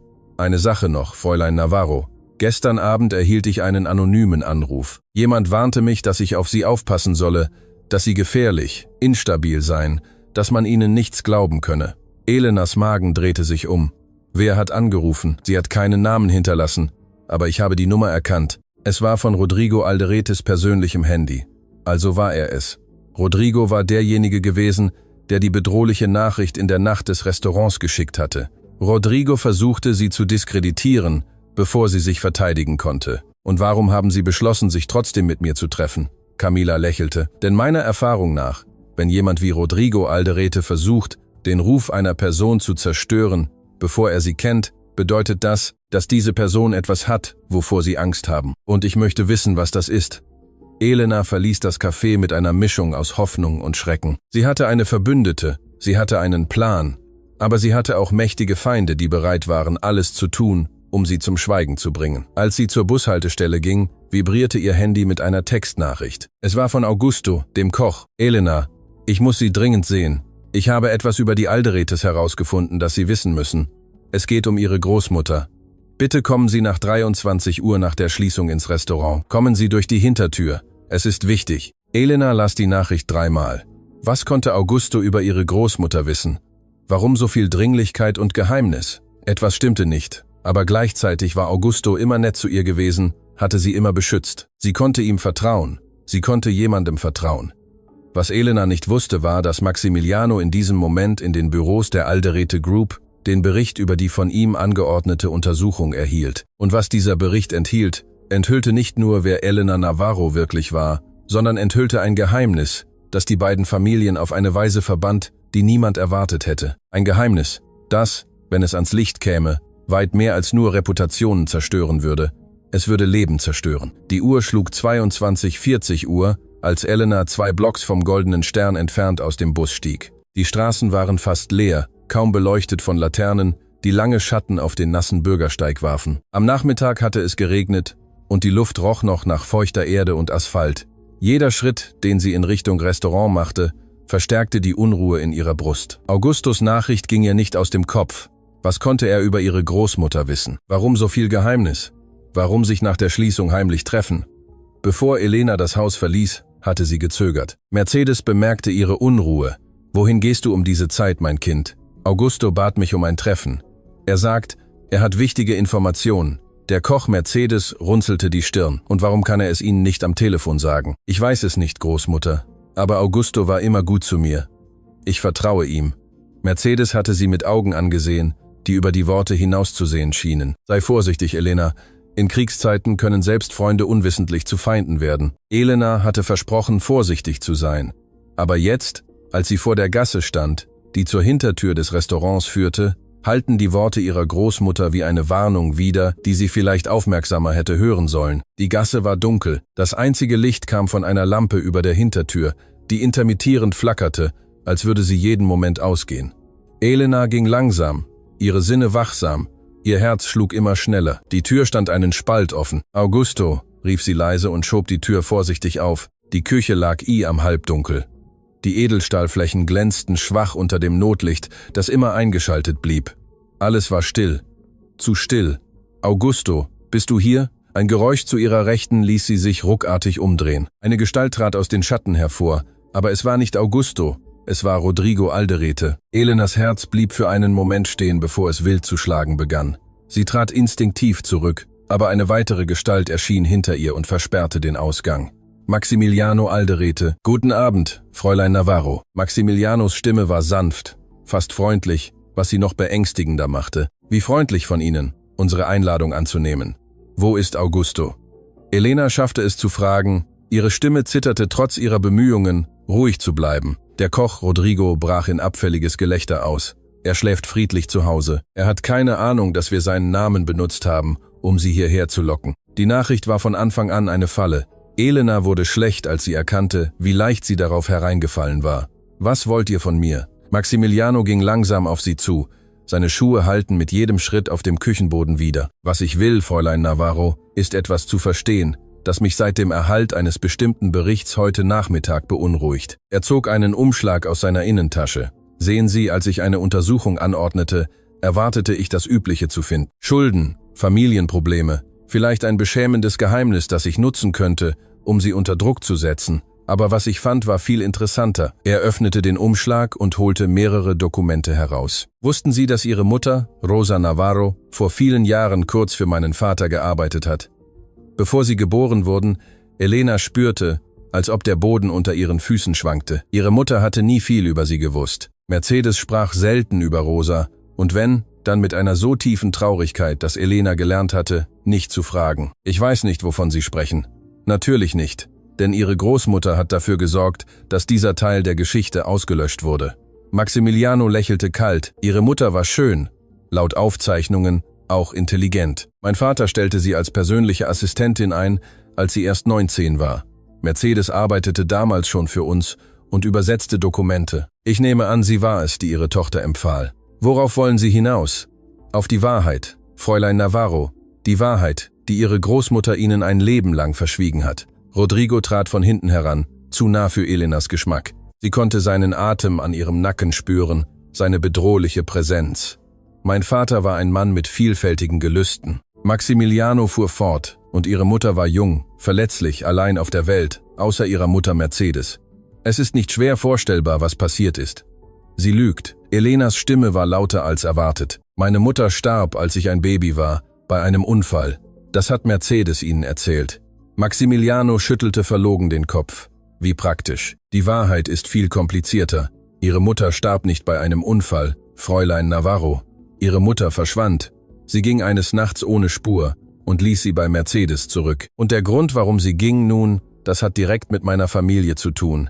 Elena spürte, wie sich die Welt um sie drehte. Ihre Mutter war nicht gestorben. Mercedes hatte sie ihr ganzes Leben lang belogen. »Ich glaube Ihnen nicht«, sagte sie, obwohl ihre Stimme nicht mehr so sicher klang. »Sie müssen mir nicht glauben. Sie können Ihre Großmutter direkt fragen. Aber bevor Sie das tun, lassen Sie mich Ihnen etwas anderes zeigen.« Er holte eine Fotografie aus dem Umschlag. Sie war alt, vom Zahn der Zeit vergilbt. Darauf war eine junge, schöne Frau mit Augen zu sehen, die Elena sofort erkannte, weil sie jeden Tag am Spiegel sah. Ihre Mutter, aber sie war auf dem Foto nicht allein. Neben ihr mit dem Arm um ihre Schultern war ein Mann, den Elena ebenfalls erkannte. Aurelio Alderete, Maximilianos Vater. Ihre Mutter und mein Vater hatten eine Beziehung, Fräulein Navarro, eine Beziehung, die fast 2 Jahre dauerte. Und als sie endete, nun, sagen wir, die Folgen waren permanent. Die Bedeutung seiner Worte brauchte einen Moment, um Elenas Verstand zu durchdringen. Als sie es tat, fühlte sie sich, als wäre ihr das Herz aus der Brust gerissen worden. Es ist nicht möglich, es ist nicht möglich. Maximiliano lachte leise. Genetik lügt nicht. Haben Sie sich nie gefragt, woher Ihre Sprachbegabung kommt? Mercedes spricht 9. Das stimmt. Aber mein Vater sprach 12. Er war ein linguistisches Genie, eine Gabe, die er Ihnen offensichtlich vererbt hat. Sie lügen. Elena schrie, Tränen begannen ihr über die Wangen zu laufen. Das ist alles eine Lüge, um mich zu manipulieren. Lüge. Maximiliano zog ein weiteres Dokument hervor. Dies ist eine DNA-Analyse, die mein Vater vor über 20 Jahren angeordnet hat. Er verglich sein Blut mit dem ihrer Mutter, als sie schwanger wurde. Er wollte sicher sein, bevor er bestimmte Entscheidungen traf. Er zeigte Elena das Papier, Zahlen, Prozentsätze, wissenschaftliche Begriffe, die sie in ihrem Schockzustand kaum verarbeiten konnte. Laut dieser Analyse gibt es eine 9% Wahrscheinlichkeit, dass Aurelio Alderete ihr biologischer Vater war, Fräulein Navarro. Was bedeutet, dass sie und ich Geschwister sind. Die Stille, die folgte, war absolut. Elena konnte sich nicht bewegen, nicht sprechen, nicht einmal atmen. Die Welt, wie sie kannte, war innerhalb von Minuten zusammengebrochen. Natürlich fuhr Maximiliano mit beiläufigem Ton fort. Mein Vater hat sie nie offiziell anerkannt. Als er die Schwangerschaft entdeckte, bot er ihrer Mutter Geld an, damit sie verschwindet. Rosa lehnte das Geld ab, aber verschwand trotzdem kurz nach ihrer Geburt. Niemand weiß genau, was mit ihr passiert ist. Manche sagen, sie sei geflohen, andere haben dunklere Theorien. Was haben sie ihr angetan? Elena fand endlich ihre heisere Stimme voller Tränen. Was haben sie meiner Mutter angetan? Ich habe ihr nichts getan. Ich war damals ein Kind, aber mein Vater war ein Mann, der sein Erbe um jeden Preis schützte. Ein unehelicher Sohn, besonders eine Tochter, wäre ein Skandal gewesen, ein Makel auf seiner perfekten Reputation. Rodrigo sprach zum ersten Mal, seit er seine Anwesenheit offenbart hatte. Das Ironische ist, dass die uneheliche Tochter meines Großvaters jahrelang in Restaurants bedient hat, Häuser geputzt hat, von Krümeln gelebt hat, während wir alles geerbt haben, was dir eigentlich auch gehört. Schweig, Rodrigo. Maximiliano warf ihm einen warnenden Blick zu. Wir sind nicht hier, um Erbschaften zu diskutieren. Dann, wofür sind wir hier? Elena fragte, indem sie sich mit den Tränen die Augen rieb. Um mich mit Geheimnissen der Vergangenheit zu quälen, um zu sehen, wie ich zusammenbreche. Wir sind hier, um Ihnen ein Angebot zu machen. Maximiliano packte die Dokumente in den Umschlag. Jetzt, da Sie die Wahrheit kennen, haben Sie 2 Optionen. Erstens, Sie schweigen über alles, über das, was Sie gestern Abend gehört haben, über die Pläne für das Krankenhaus, über diese Dokumente. Dafür werde ich dafür sorgen, dass Ihre Großmutter die bestmögliche medizinische Behandlung kostenlos erhält und Sie eine monatliche Summe erhalten, die es Ihnen ermöglicht, komfortabel zu leben. Und die zweite Option ist, dass Sie Ihre kleine Gerechtigkeitskreuzzug fortsetzen, mit Journalisten sprechen, versuchen, mich bloßzustellen. Aber wenn Sie diesen Weg wählen, werde ich nicht nur Ihr Leben und das Ihrer Großmutter zerstören, sondern auch sicherstellen, dass die Welt erfährt, dass Sie eine uneheliche Alderete sind, die nur nach Geld sucht. Ich werde Ihre Geschichte des Kampfes in eine Geschichte der Gier verwandeln, und glauben Sie mir, ich habe die Mittel dazu. Elena sah ihn fest an. Dieser Mann war ihr Bruder. Sie teilten Blut, sie teilten einen Vater, aber sonst nichts. Er war alles, was sie verachtete, alles, wogegen ihre Großmutter sie gelehrt hatte, sich zu wehren. Warum? Fragte sie leise. Warum so viel Hass? Wenn das, was Sie sagen, wahr ist, sind wir Familie. Zum ersten Mal veränderte sich etwas in Maximilianos Ausdruck. Ein Schatten huschte über sein Gesicht.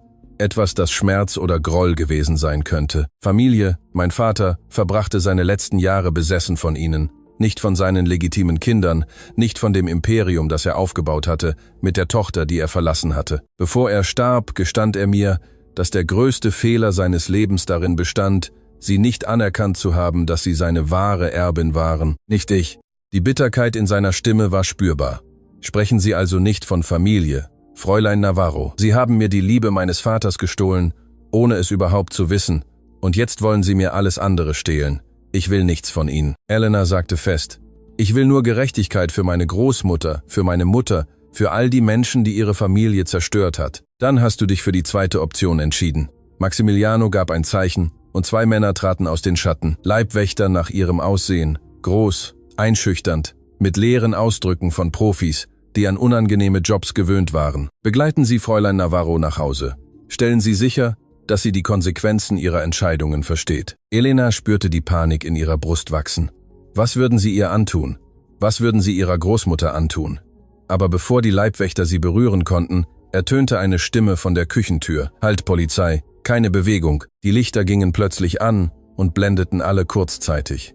Elena blinzelte und versuchte zu verstehen, was passierte. Mehrere Beamte stürmten aus verschiedenen Türen herein, Waffen in der Hand, riefen Befehle, und hinter ihnen, mit einem Ausdruck von zurückgehaltenem Triumph, stand Camila Fuentes. »Was zum Teufel ist das?« Maximiliano brüllte. »Das, Herr Alderete, ist das Ende Ihrer Herrschaft.« Camila kam mit einem Mikrofon in der Hand näher. Alles, was sie gerade gesagt haben, wurde aufgezeichnet. Jede Drohung, jedes Geständnis, jedes Detail darüber, was ihre Familie Rosa Navarro angetan hat. Das ist illegal. Sie können das nicht ohne meine Zustimmung aufnehmen. Tatsächlich können wir das. Bei Verdacht auf kriminelle Aktivitäten können die Behörden eine Überwachung genehmigen. Und dank bestimmter Dokumente, die wir heute Morgen erhalten haben, hatten wir mehr als genug Verdacht. Maximiliano drehte sich mit mörderischer Wut in den Augen zu Elena um. »Wusstest du, dass das passieren würde?« »Nein.« Elena schüttelte den Kopf, so überrascht wie er. Sie wusste nichts. Sie sagt die Wahrheit. Camila schaltete sich ein. Elena wusste nichts von der Operation, aber jemand anderes tat es. Jemand, der jahrelang auf Gerechtigkeit gewartet hat. Hinter den Beamten tauchte eine Gestalt auf, die Elenas Herz zum Stillstand brachte. Doña Mercedes. Ihre Großmutter ging langsam, gestützt auf ihren Stock, aber mit erhobenem Kopf und Augen, die mit einer Kraft leuchteten, die Elena noch nie gesehen hatte. Großmutter. Wie? Als du heute Abend hinausgingst, wusste ich, dass etwas nicht stimmte. Mercedes sprach mit klarer und fester Stimme. Ich habe Fräulein Fuentes angerufen. Sie hat die Behörden kontaktiert und zusammen haben wir das vorbereitet. Sie kam auf Maximiliano zu und sah ihm direkt in die Augen. Ohne Furcht. 25 Jahre lang habe ich geschwiegen. 25 Jahre lang habe ich den Schmerz getragen, meine Tochter wegen deines Vaters zu verlieren. Aber heute Abend habe ich alles gehört, was du gesagt hast, und jetzt wird die ganze Welt es auch hören. Maximiliano Alderete war zum ersten Mal in seinem Leben sprachlos. Die Beamten begannen, ihn anzulegen, während er über Anwälte und Klagen schrie. Rodrigo versuchte zu fliehen, wurde aber vor der Tür gestoppt. Elena rannte zu ihrer Großmutter und umarmte sie fest. »Großmutter, ist alles wahr, was er über meine Mutter gesagt hat? Über Aurelio?« Mercedes hielt sie, Tränen liefen über ihre runzligen Wangen. »Es ist wahr, mein Kind. Alles ist wahr. Und es ist Zeit, dass du die ganze Geschichte erfährst.« Draußen beleuchteten die Sirenen weiterer Polizeiautos die Nacht. Drinnen umarmten sich 2 Frauen, während jahrzehntelange Geheimnisse endlich ans Licht kamen. Der Kampf war nicht vorbei. Er hatte gerade erst begonnen, aber zum ersten Mal hatte Elena das Gefühl, nicht allein zu sein. Und das machte den ganzen Unterschied. Das zentrale Polizeirevier war ein altes Gebäude, das nach kaltem Kaffee und alten Papieren roch. Elena saß mit ihrer Großmutter in einem Wartezimmer, beide in Decken gehüllt, die ihnen ein freundlicher Beamter angeboten hatte. Draußen begann der Morgengrauen den Himmel mit rosa- und orangefarbenen Tönen zu bemalen, aber keine der beiden hatte geschlafen. Camila Fuentes hatte die letzten Stunden damit verbracht, Erklärungen abzugeben, Beweise zu übergeben, mit Staatsanwälten zu koordinieren, die in Eile eintrafen, als sie das Ausmaß des Falls erfuhren. Maximiliano und Rodrigo Alderete saßen in getrennten Zellen, ihre Anwälte arbeiteten bereits fieberhaft daran, ihre Kaution zu erwirken, aber vorerst waren sie hinter Gittern, und das war genug. Großmutter, Elena brach endlich die Stille, die sie stundenlang umhüllt hatte. Ich muss alles über meine Mutter wissen, über Aurelio, über das, was wirklich passiert ist. Mercedes schloss für einen Moment die Augen, als würde sie Kraft aus einer tiefen Stelle ihrer Seele schöpfen. Als sie öffnete, lag in ihnen eine Mischung aus Schmerz und Erleichterung, die Elena noch nie gesehen hatte. Deine Mutter war das Licht meines Lebens, Elena. Rosa Navarro hatte dein gleiches Lächeln, deine gleiche Entschlossenheit, dein gleiches inneres Feuer. Wenn ich sie ansah, sah ich alles Gute, was die Welt zu bieten hatte. Ihre Stimme zitterte, aber sie fuhr fort. Ich hatte 3 Jahre für die Alderetes gearbeitet, als Rosa 19 wurde. Sie brauchte eine Anstellung und ich dachte, ich könnte sie beschützen, wenn sie bei mir arbeitete. Wie sehr ich mich getäuscht habe. Elena nahm die Hand ihrer Großmutter und spürte die zerbrechlichen Knochen unter der runzligen Haut. Aurelio bemerkte sie vom ersten Tag an. Es war unmöglich, sie nicht zu bemerken. Rosa hatte diese Fähigkeit, jeden Raum zu erleuchten, in dem sie sich befand. Zuerst dachte ich, seine Aufmerksamkeiten seien einfach die Freundlichkeit eines Arbeitgebers gegenüber einer neuen Angestellten, aber bald wurde mir klar, dass es etwas anderes war. Sie liebte ihn. Mercedes seufzte tief. Rosa glaubte, sie liebe ihn. Und vielleicht liebte Aurelio sie auf seine verdrehte Art auch. Aber die Liebe von Männern wie ihm kommt immer mit Bedingungen, mit Grenzen, mit Geheimnissen. Sie hielt inne und blickte zum Fenster, wo die aufgehende Sonne begann, goldenes Licht hereinzulassen. Als Rosa herausfand, dass sie schwanger war, änderte sich Aurelio komplett. Der charmante und aufmerksame Mann wurde kalt, berechnend. Er bot ihr Geld an, damit sie das Baby nicht bekommt. Rosa lehnte ab. Er bot ihr mehr Geld an, damit sie verschwindet, damit sie weit weggeht und die Alderete-Familie nie kontaktiert. Rosa lehnte auch das ab. Was wollte sie? Sie wollte, dass Aurelio seine Tochter anerkennt, dass er ihr seinen Namen, seinen Schutz, ihren rechtmäßigen Platz in der Welt gibt. Sie war naiv, meine Rosa. Sie glaubte, Liebe könne den Stolz und Ehrgeiz eines Mannes wie ihn überwinden. Elenas Mutter schloss die Augen, neue Tränen entkamen. Die Frau von Aurelio, Graciela, entdeckte die Wahrheit kurz nach deiner Geburt. Ich weiß nicht, wie sie es erfahren hat, aber sie hat es getan. Und Graciela war eine Frau mit starkem Charakter. Sie gab Aurelio ein Ultimatum. Entweder Rosa verschwindet für immer aus ihrem Leben, oder sie wird ihn öffentlich zerstören, seinen Ruf ruinieren, sein Geschäft, alles, was er aufgebaut hatte. Und was tat er? Er wählte sein Imperium statt seiner Tochter, statt ihnen. Er sagte Rosa, dass sie gehen müsse, dass sie ihn nie wieder kontaktieren könne, dass sie niemals offenlegen könne, wer der Vater ihres Babys sei. Er bot ihr eine beträchtliche Geldsumme an, genug, um ein neues Leben in einem anderen Land zu beginnen. Elena spürte einen Kloß I am Hals. Aber sie sagten, sie habe das Geld abgelehnt. Sie lehnte es ab. Rosa hatte Stolz. Elena, zu viel Stolz für ihr eigenes Wohl. Sie sagte, sie wolle nichts von einem Mann, der fähig sei, sein eigenes Blut zu verstoßen. Sie ziehe es vor, ihre Tochter in Armut großzuziehen, als Krümel von jemandem ohne Ehre anzunehmen. Mercedes machte eine Pause. Ihr Atem wurde schwerer. Eine Woche nach diesem Gespräch verschwand Rosa. Elenas Herz blieb stehen. Verschwand? Was meinst du damit, sie verschwand? Genau das. Eines Nachts, nachdem sie dich am Kinderwagen eingeschlafen hinterlassen hatte, verließ sie die Wohnung und sagte, sie gehe Milch kaufen. Sie kehrte nie zurück. Hast du nach ihr gesucht? Ich habe jahrelang nach ihr gesucht, Elena. Ich ging zur Polizei, heuerte Privatdetektive mit dem wenigen Geld an, das ich hatte. Ich habe Plakate in der ganzen Stadt angebracht. Niemand hat etwas gefunden. Es war, als hätte der Erdboden sie verschluckt. Elena spürte, dass ihr die Luft nicht mehr in die Lungen kam. Glaubst du, Aurelio hatte etwas damit zu tun? Mercedes zögerte einen Moment, um zu antworten. Lange Zeit wollte ich es nicht glauben. Ich wollte nicht glauben, dass der Mann, in den meine Tochter verliebt war, zu so etwas fähig war. Aber am Laufe der Jahre, als ich sah, wie die Alderetes jeden zerstörten, der sich ihnen in den Weg stellte, begann ich zu zweifeln. Zweifel, die zu Verdächtigungen wurden. Verdächtigungen, die zu Gewissheit wurden. Warum hast du es mir nie gesagt? Weil ich dich beschützen wollte. Mercedes nahm Elenas Gesicht in ihre Hände. Wenn du die Wahrheit gewusst hättest, hättest du nach den Alderetes gesucht. Du hättest nach Antworten verlangt. Und sie hätten dich zerstört, wie sie alle anderen zerstört haben. Ich zog es vor, dass du glaubtest, deine Mutter sei bei einem Unfall gestorben. Zumindest so konntest du Frieden haben. Frieden. Elena stand abrupt auf. Frustration und Schmerz mischten sich in ihrer Stimme. Glaubst du, ich habe in Frieden gelebt, weil ich glaubte, meine Mutter sei tot? Glaubst du, es tat nicht jeden Tag an Feiertagen ohne sie weh? Jeder Geburtstag, jeder wichtige Moment meines Lebens, wo sie hätte sein sollen? Ich weiß, mein Kind, ich weiß es. Und es tut mir leid. Es tut mir leid, dass ich dich belogen habe. Es tut mir leid, dass ich nicht stärker, mutiger war.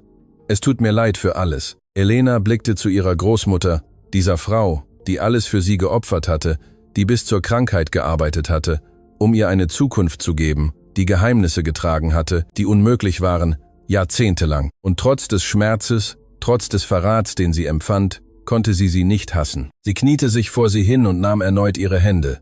Ich vergebe dir, Großmutter, aber ich muss noch eines wissen. Glaubst du, meine Mutter lebt noch? Mercedes sah sie mit Augen an, die von einer Hoffnung erfüllt waren, die sie jahrelang versteckt gehalten hatte. Ich weiß es nicht, Elena, Aber sie haben nie eine Leiche gefunden. Es gab nie Beweise dafür, dass sie tot war. Und es gibt etwas, das ich dir nie erzählt habe, weil ich dir keine falschen Hoffnungen machen wollte. Was denn? Vor 5 Jahren erhielt ich einen Brief. Ohne Absender, ohne Unterschrift. Nur darauf stand: Ihr geht es gut. Suchen Sie nicht nach ihr. Er war auf Französisch geschrieben. Elena spürte einen Schauder über ihren Rücken laufen. Französisch. Warum auf Französisch? Rosa sprach perfekt Französisch. Ich habe es ihr beigebracht, als sie ein Kind war, genauso wie ich dir beigebracht habe. Es war unsere Geheimsprache, die wir benutzten, wenn wir nicht wollten, dass jemand anderes versteht. Hast du den Brief aufbewahrt? Er ist in der Ledermappe zusammen mit allen anderen Dokumenten. Die Tür des Wohnzimmers öffnete sich und Camila Fuentes kam mit erschöpftem, aber zufriedenem Gesicht herein. Damen, wir haben Neuigkeiten. Der Staatsanwalt hat beschlossen, formelle Anklage gegen Maximiliano und Rodrigo Alderete zu erheben. Erpressung, Drohungen und wir untersuchen mögliche Verbindungen zum Verschwinden von Rosa Navarro. Elena stand sofort auf. Können Sie das untersuchen? Nach all den Jahren gibt es für bestimmte Verbrechen keine Verjährung, Fräulein Navarro. Und mit den aufgezeichneten Geständnissen von letzter Nacht haben wir genug, um den Fall Ihrer Mutter wieder zu eröffnen. Mercedes stieß einen unterdrückten Schluchzer aus. Wirklich, nach all dieser Zeit, wirklich, gnädige Frau. Camila kam näher und legte der alten Frau eine sanfte Hand auf die Schulter. Aber wir brauchen Ihre volle Kooperation. Alle Dokumente, alle Briefe, alles, was Sie aufbewahrt haben, werden wir bekommen. Mercedes nickte. Alles, jedes Papier, jedes Foto, jede Erinnerung. Wenn das hilft, meine Rosa zu finden, werde ich es ohne zu zögern übergeben. Camila blickte Elena mit ernstem Gesichtsausdruck an. Es gibt noch etwas, das Sie wissen müssen. Während des Verhörs begann Rodrigo zu sprechen. Es scheint, er will eine Strafmilderung am Austausch für Informationen aushandeln. Welche Art von Informationen? Er sagt, er weiß, was wirklich mit Rosa Navarro passiert ist. Er sagt, ihr Großvater Aurelio habe ihr die Wahrheit erzählt, bevor er starb. Und dass Maximiliano es auch weiß, aber es nie zugegeben hat. Die Welt schien stillzustehen. Elena spürte, wie ihre Knie schwach wurden. Rodrigo, weiß er, wo meine Mutter ist? Wir sind uns noch nicht sicher. Er könnte lügen, um einen besseren Deal zu bekommen. Aber die Staatsanwälte werden ihn eingehender verhören. Wenn etwas Wahres an seinen Worten ist, werden wir es herausfinden. Die nächsten Stunden waren ein Wirbelwind aus Erklärungen, Unterschriften, rechtlichen Verfahren, die Elena kaum verstand. Mercedes musste wegen des Stresses der Nacht ins Krankenhaus gebracht werden, aber die Ärzte bestätigten, dass sie stabil war. Während sie am Krankenhausflur auf Neuigkeiten wartete, erhielt Elena einen unerwarteten Anruf. Fräulein Navarro, hier ist Augusto Peralta. Ich habe gerade von dem gehört, was letzte Nacht passiert ist. Geht es Ihnen gut, Chef Augusto? Elena spürte Erleichterung, als sie eine vertraute Stimme hörte. Ja, mir geht es gut. Es war eine lange Nacht. Man sagte mir, dass mein Name benutzt wurde, um eine Falle für Sie zu stellen. Es tut mir sehr leid. Wenn ich es gewusst hätte, ist es nicht Ihre Schuld. Sie konnten es nicht wissen. Es gab eine Pause in der Leitung. Fräulein Navarro, es gibt etwas, das ich Ihnen sagen muss. Etwas, das ich Ihnen schon lange hätte sagen sollen, aber ich hatte Angst. Wovon sprechen Sie? Ich kannte Ihre Mutter, Rosa. Wir haben vor vielen Jahren kurz in einem anderen Restaurant zusammengearbeitet, bevor sie für die Alderetes zu arbeiten begann. Elena ließ fast das Telefon fallen. Sie kennen meine Mutter? Ja. Sie war eine außergewöhnliche Frau, freundlich, intelligent, voller Leben. Als ich wusste, wer Sie sind, als ich Sie zum ersten Mal am Goldenen Stern sah, konnte ich es fast nicht glauben. Sie ist identisch mit ihr, Fräulein Navarro. Identisch. Warum haben Sie es mir nie gesagt? Weil Rosa mich bat zu versprechen, dass ich, wenn ich jemals Ihre Tochter kennenlernen würde, ihr nichts sagen würde, bis es der richtige Zeitpunkt sei. Sie sagte mir, dass ich eines Tages, wenn Sie bereit wären, die Wahrheit ans Licht käme, und wenn das geschehe, müsste ich Ihnen etwas Wichtiges erzählen. Elenas Herz schlug so schnell, dass sie es in ihren Ohren hören konnte. Was denn? Nicht am Telefon. Ich muss Sie persönlich sehen. Sie können morgen früh vor der Öffnung ins Restaurant kommen. Es gibt etwas, das Ihre Mutter für Sie hinterlassen hat. Etwas, das ich seit über 20 Jahren aufbewahrt habe. Meine Mutter hat mir etwas hinterlassen. Ja, und ich glaube, es ist der Schlüssel, sie zu finden. Das Gespräch endete und ließ Elena mit mehr Fragen als Antworten zurück. Was hatte ihre Mutter ihr hinterlassen? Wie konnte Augusto ein solches Geheimnis so lange bewahren? Und warum hatte Rosa ihm diese Nacht vertraut, während Mercedes de Pirma am Krankenhaus schlief, angeschlossen an sanft piepende Monitore, blieb Elena wach und blickte aus dem Fenster. Die Stadt glitzerte mit Tausenden von Lichtern, jedes repräsentierte ein Leben, eine Geschichte, ein Geheimnis. Irgendwo in dieser Welt existierte vielleicht ihre Mutter noch.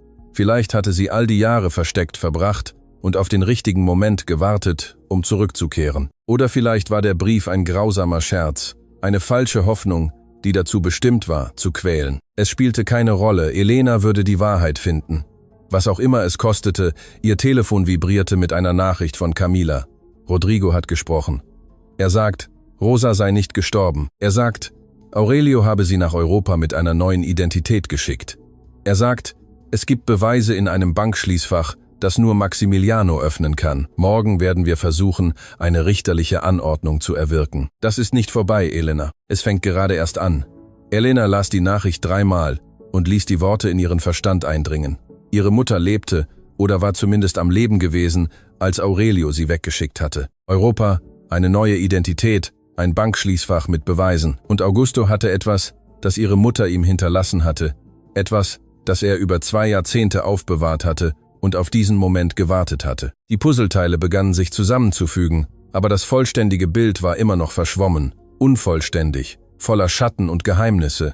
Elena blickte zu ihrer schlafenden Großmutter. Diese Frau, die alles für sie geopfert hatte, die unmögliche Geheimnisse getragen hatte, um sie zu schützen. »Ich werde sie finden, Großmutter«, flüsterte sie in die Dunkelheit.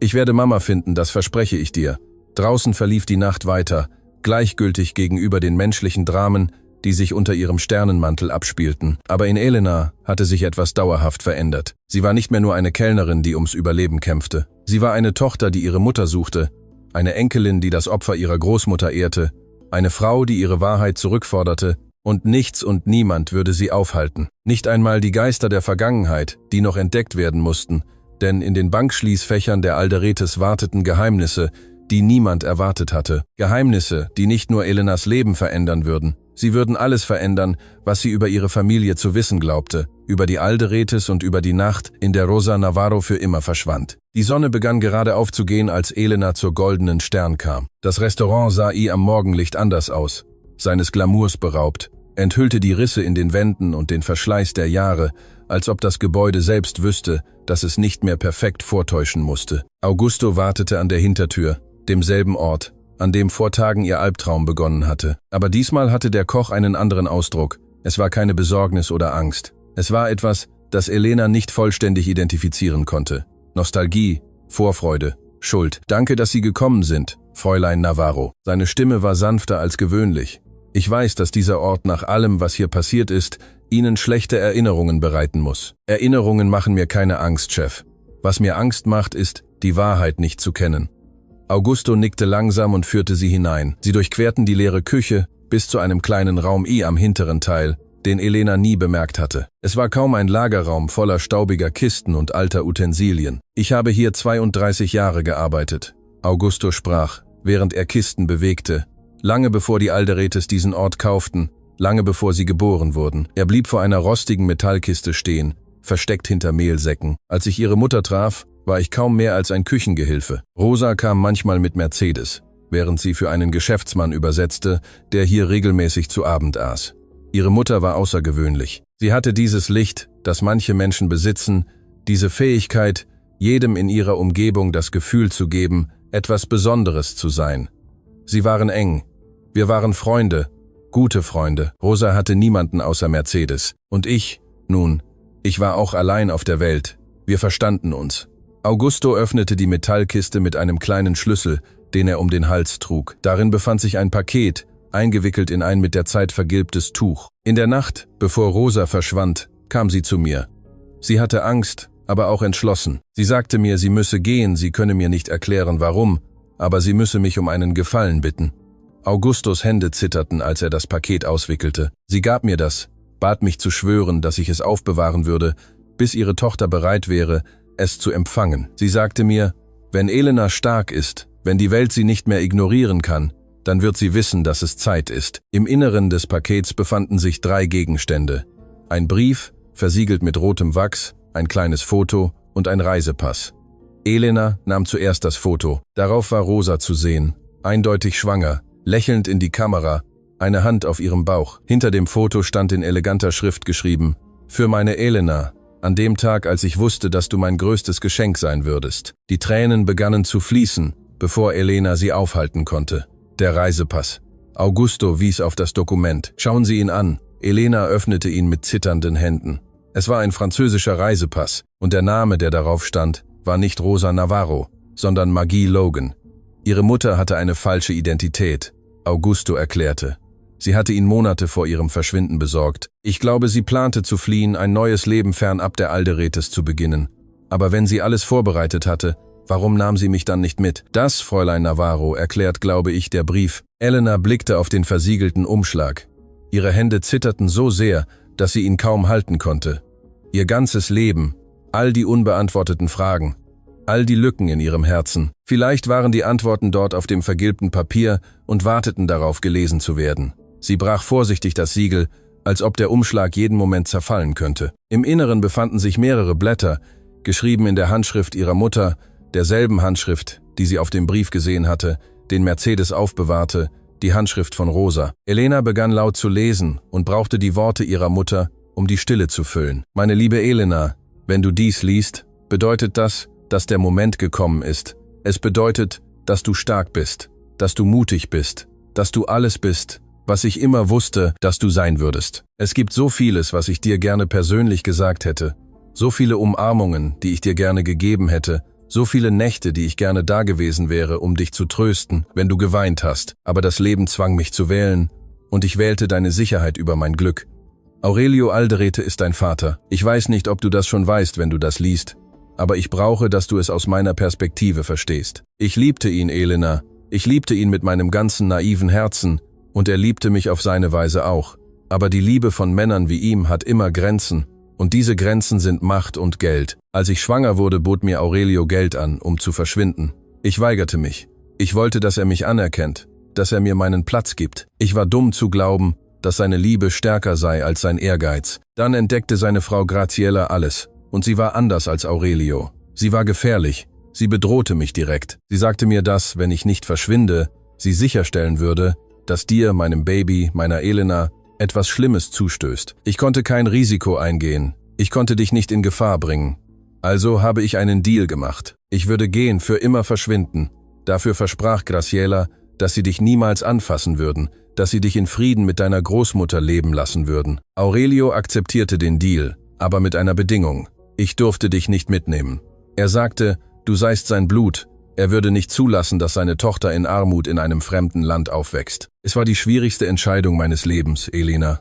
Dich zu verlassen war, als würde man mir das Herz aus der Brust reißen, aber ich tat es, weil ich dich mehr liebte als mein eigenes Leben. Ich habe dich bei Mercedes gelassen, weil ich wusste, dass sie dich mit Liebe, mit Werten, mit der Kraft erziehen würde, die ich dir nicht direkt geben konnte. Ich ging nach Frankreich, nahm eine neue Identität an, baute ein neues Leben auf, aber nie, nicht einen einzigen Tag, hörte ich auf, an dich zu denken.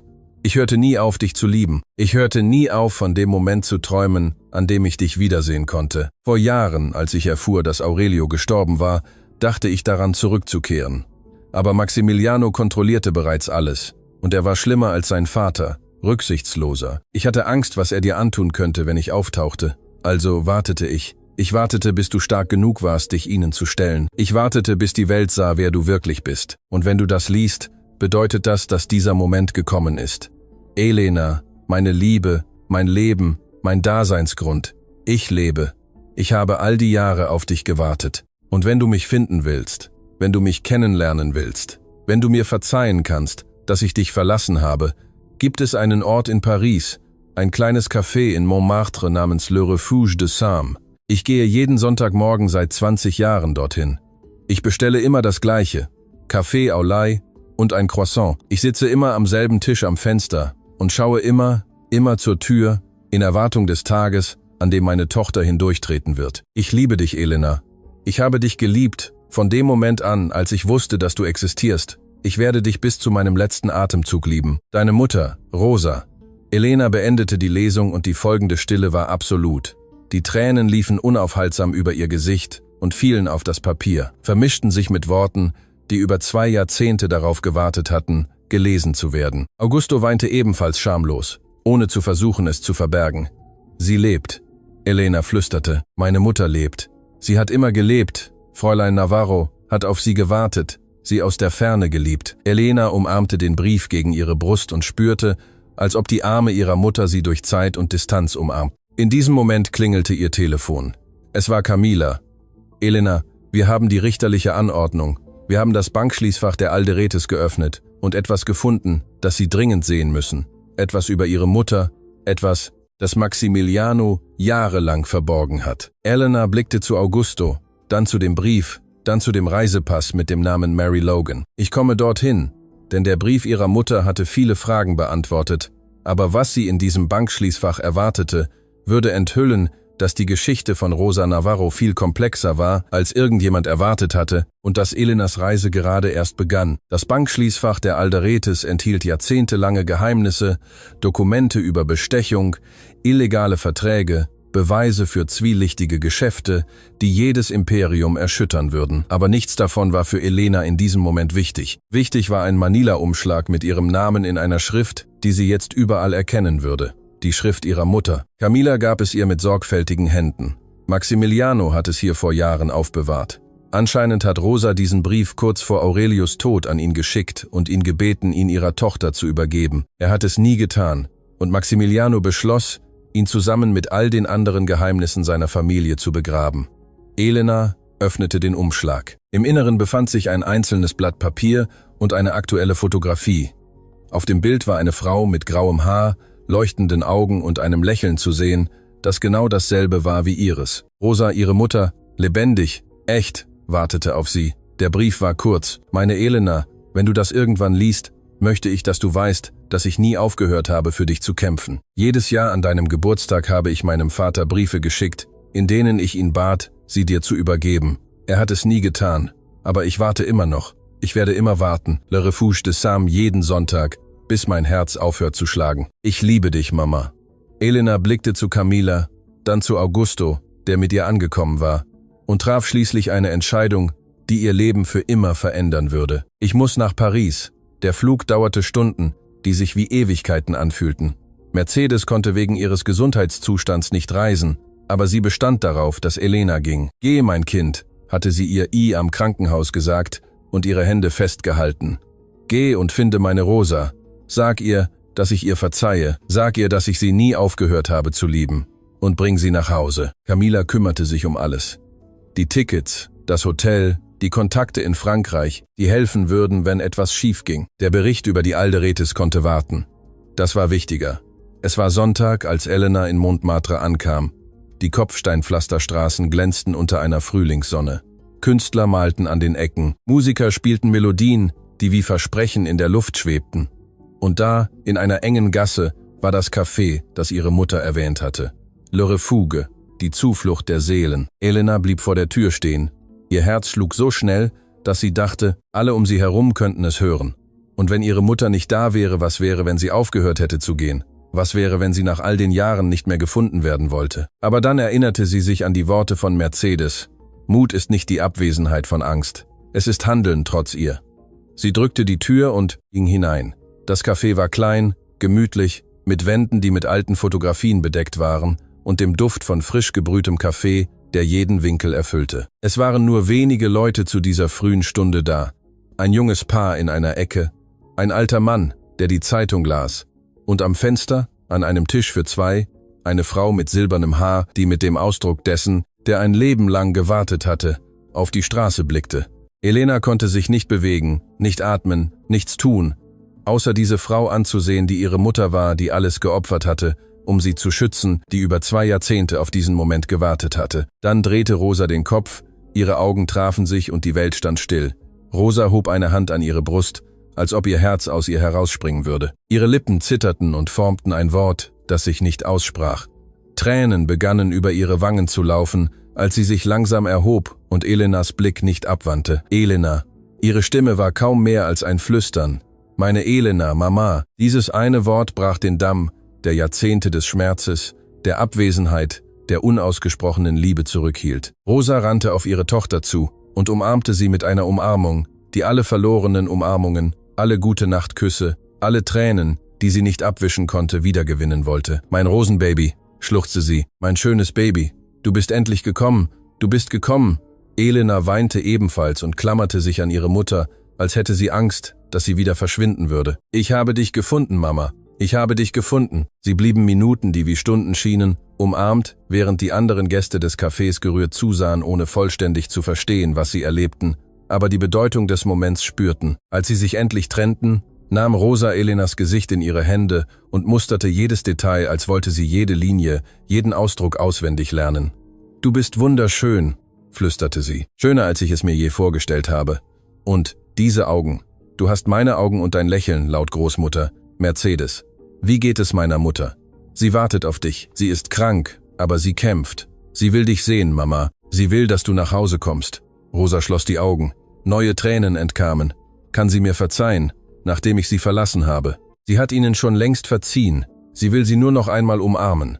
Sie setzten sich zusammen an den Tisch am Fenster, denselben Tisch, an dem Rosa 20 Jahre lang gewartet hatte. Und sie sprachen stundenlang, teilten Geschichten, füllten Lücken, bauten Brücken über den Abgrund der Zeit, der sie getrennt hatte. Rosa erzählte von ihrem Leben in Paris, wie sie als Übersetzerin mit den Sprachen, die Mercedes ihr beigebracht hatte, gearbeitet hatte, wie sie ein kleines, aber würdiges Leben aufgebaut hatte, wie sie jeden Sonntag in dieses Café kam, in der Hoffnung, ihre Tochter durch diese Tür eintreten zu sehen. Elena erzählte von ihrem Leben, von Mercedes, die sie mit unerschütterlicher Liebe großzog, vom Erlernen von 7 Sprachen durch das Zuhören ihrer Großmutter, vom Arbeiten als Kellnerin, vom Gedemütigtwerden und schließlich vom Finden ihrer Stimme. »Du hast auf Deutsch geantwortet.« Rosa lachte unter Tränen, als Elena die Geschichte erzählte. »Natürlich hast du das. Du bist meine Tochter und die Enkelin von Mercedes, die beiden stärksten Frauen, die ich kenne.« Als die Sonne über Paris unterging und den Himmel mit goldenen und rosafarbenen Tönen bemalte, nahm Rosa Elenas Hände. »Und was nun? Jetzt kommst du mit nach Hause. Großmutter braucht dich. Ich brauch dich. Es gibt niemanden mehr, vor dem man sich verstecken muss, Mama. Die Alderetes sind am Ende. Maximiliano und Rodrigo werden Gerechtigkeit für alles erfahren, was sie getan haben. Und du verdienst es, dein Leben zurückzubekommen.« Rosa blickte aus dem Fenster auf die Straßen der Stadt, die ihr so lange Zuflucht geboten hatte. »Ich habe mehr als 20 Jahre lang davon geträumt, Elena. Mich versteckt, halb gelebt, weil die andere Hälfte meines Herzens bei dir war. Kann ich wirklich zurückkommen? Kann ich wirklich neu anfangen? Nicht neu anfangen, Mama. Fortfahren. Fortfahren von dort, wo sie uns ungerechtfertigterweise getrennt haben. Fortfahren, eine Familie zu sein.« Wochen später wartete Mercedes am Flughafen der Stadt in einem Rollstuhl, umgeben von Camila, Augusto und dem medizinischen Personal, das sie begleitet hatte. Als sich die Türen des internationalen Flugverkehrs öffneten und Elena mit einer Frau mit silbernem Haar am Arm erschien, war der Schrei, der aus Mercedes kam, rein tierisch. Das Geräusch einer Mutter, die ihre verlorene Tochter fand. Rosa rannte auf sie zu und kniete sich vor den Rollstuhl, nahm die Hände ihrer Mutter. »Mama, vergib mir. Verzeih mir, dass ich dich verlassen habe. Verzeih mir alles.« Mercedes umarmte sie mit der geringen Kraft, die ihr noch blieb, aber mit all der Liebe, die sie jahrzehntelang aufbewahrt hatte. »Es gibt nichts zu verzeihen, mein Kind. Du bist hier, du lebst. Das ist alles, was zählt.« Elena beobachtete die Szene mit Tränen, die über ihre Wangen liefen. 3 Generationen von Navarro-Frauen endlich wieder vereint. 3 Frauen, die unmögliche Verluste, schreckliche Ungerechtigkeiten und grausame Trennungen überlebt hatten, aber die sich niemals aufgehört hatten zu lieben. Camila veröffentlichte ihren Bericht Wochen später. Die Geschichte der Alderetes und ihres Falls war monatelang nationale Schlagzeile. Maximiliano und Rodrigo Alderete wurden wegen mehrerer Anklagepunkte verurteilt und verloren nicht nur ihre Freiheit, sondern das gesamte Imperium, das sie auf Lügen und Grausamkeit aufgebaut hatten. Das San Vicente Krankenhaus wurde durch eine Koalition ethischer Investoren gerettet, die Camila zusammenstellte.